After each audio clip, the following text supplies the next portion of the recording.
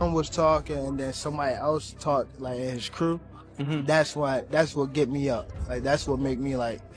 I always want to prove to somebody that I'm like they now. Davis and Lamont Roach Jr. are still at it, and if their back and forth is just to hype the fight, it's definitely working. Their press conferences have been nothing but pure tension, with the latest one nearly turning physical. Roach looked ready to do more than just throw punches. He seemed ready to toss Tank off the stage. Despite the heated exchanges, Roach remains confident, while Tank keeps trying to get inside his head. During the face-off, Tank locked eyes with Roach and told him straight up, "I'm knocking you out quick." Roach didn't flinch. Instead, he stepped in closer, showing he wasn't backing down. That was all it took. Tank shoved him, making it clear he wasn't here for any fake tough guy act. The press conference was over, but Roach wasn't done making a statement. That he's not been in the ring with. I'm the total package, and honestly, sometimes I think he doubts himself.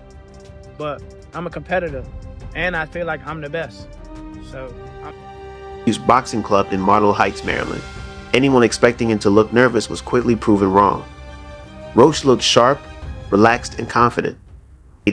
No drained feeling on fight night. That's one way to look at it, but the truth is, weight classes exist for a reason. Tank is a monster at 135, and while Roach might feel comfortable, he's stepping into a division that Davis has dominated for years. That's the real concern for hardcore fans. Roach is undeniably talented, riding a 6-fight win streak. Nervous was quickly proven wrong. Roach looked sharp, relaxed, and confident, moving up from 130 oz to challenge for Tank's WBA lightweight title. He acknowledges the difference in size and power but isn't concerned. He insists 135 loads feels perfect for him. No stress from cutting weight, no drained feeling on fight night.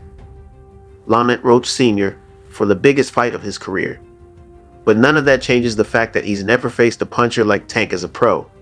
Roach keeps bringing up their amateur days as proof he belongs, saying Tank has definitely become a world-class fighter since then. We were both good as kids, but we've evolved a lot. I'm going to prove I've evolved more. How much does the past really matter? I say 9th round. what? I say 9th round. You said 9? Yeah. What's your response to that, Lamont? Look, he got scared. Look, he looked at night. I'm telling you, you saying you going down in a night? Tank isn't the same fighter he was as a teenager. Everyone knows that. The version of him stepping into the ring today is a nightmare for anyone standing across from him. Still, Roach isn't backing down. Unlike most of Tank's opponents, he's not coming in with that B-side mentality. Something he believes is where most fighters go wrong. They've already lost before the fight even starts, Roach said. This confidence is great, but let's be real. Fighters have said the same thing before. Nobody steps in the ring doubting themselves. Some got put to sleep. Others went down on one knee, unable to continue. Even the few who made it 12 rounds still walked away with a loss. Before the fight, they all claim they won't make the same mistakes, that they have something different, that they won't fold under pressure. Then the bell rings, and reality sets in. Tank's fights follow a pattern. Opponents start sharp, thinking they have the speed, IQ, or power to match him. But Tank downloads their rhythm, finds his opening, and when the moment comes, he shuts the lights off. Roach, however, Frank Martin was inexperienced and nervous. You know, it is what it is. It's going to be a different fight when I'm in there. He's going to be a different fighter when he's fighting me. What's your game plan for the fight? Whoop his ass. I'm always looking for a knockout.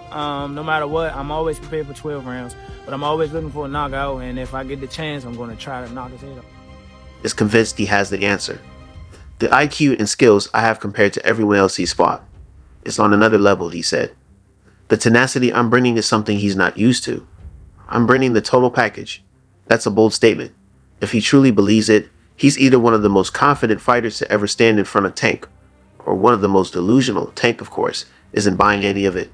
At his own media workout, he didn't even pretend to see Roach as a real threat.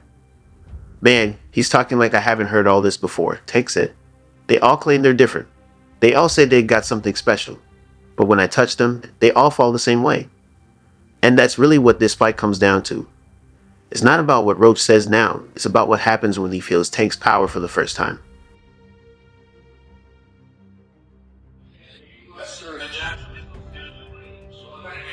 Let's be real. Roach isn't known for his punching power. His last knockout was back in 2018. That's a problem, because if you don't have enough power to make Tank respect you, you're in survival mode the moment he starts pressing forward. Roach might have the speed, movement, and skill to make things competitive early, but the real question is, how does he keep Tank off him for 12 rounds? Because one thing is certain, he's not going. And Tank knows it. He's small man. This ain't 130. He's coming up here, and I'm sending him right back down, he said with a smirk. Then there's the DC versus...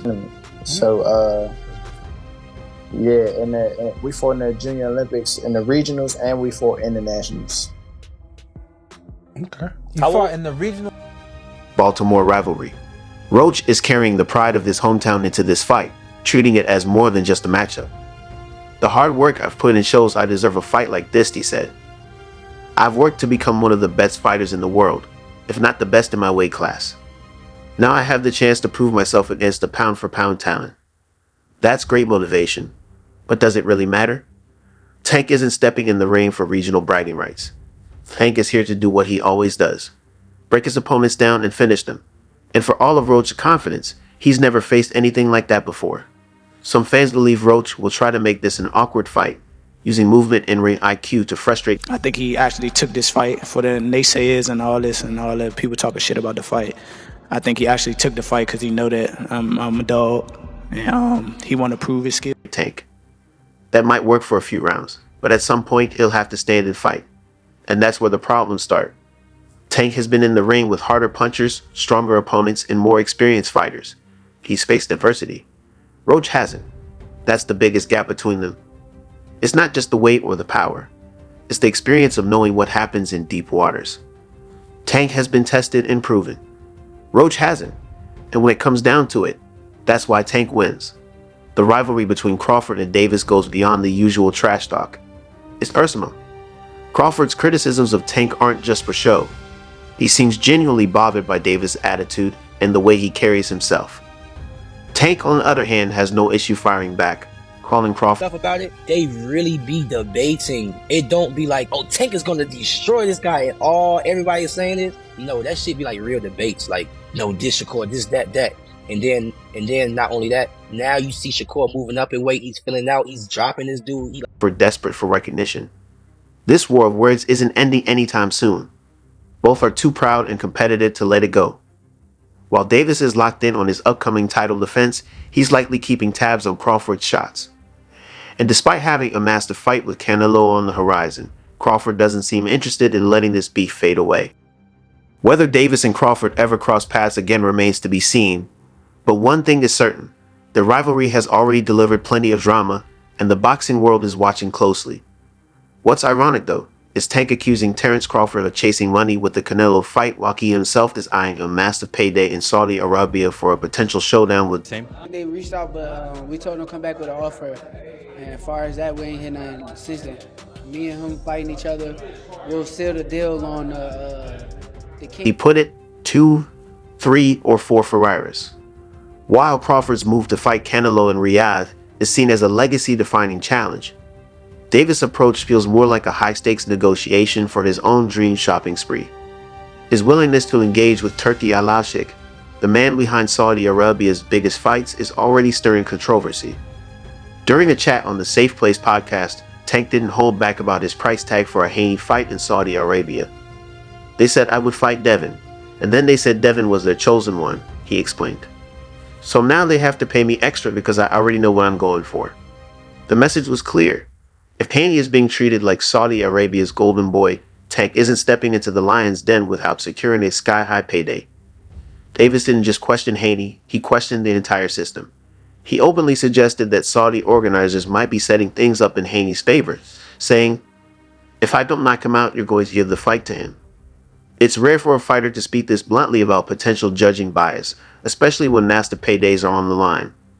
But what makes it even more ironic is that not long ago, Tank seemed uninterested in joining the wave of fighters cashing in on Saudi Arabia's boxing boom. Now, he's at the negotiating table. I feel like has built up for years. Yeah, I mean, the fight has been built up for years, and at the end of the day, if he want the fight, he could have the fight because he he's the WB fake champion. He's not the, he has the Mickey Mouse belt. So Making sure both the odds and the paycheck are in his favor. Now, Tank is singing a different tune, and the shift is almost comedic. One moment, he's criticizing Crawford for fighting in Riyadh. The next, he's listing off luxury car demands and setting himself up for his own Saudi payday. Turki Al-Ashik's strategy of pouring massive sums into boxing has already lured in some of the sport's biggest names. Fury and Usyk's 2-fight deals secured them record-breaking paydays, and Canelo's contract is reportedly big enough to make any fighter reconsider their future. Davis clearly sees the... Somebody asked Lomachenko. Right. Turkey said he got your 2 Ferraris ready. What you think about that? Oh, Turkey said he got your 2 Ferraris ready. I need 3 now. Yeah.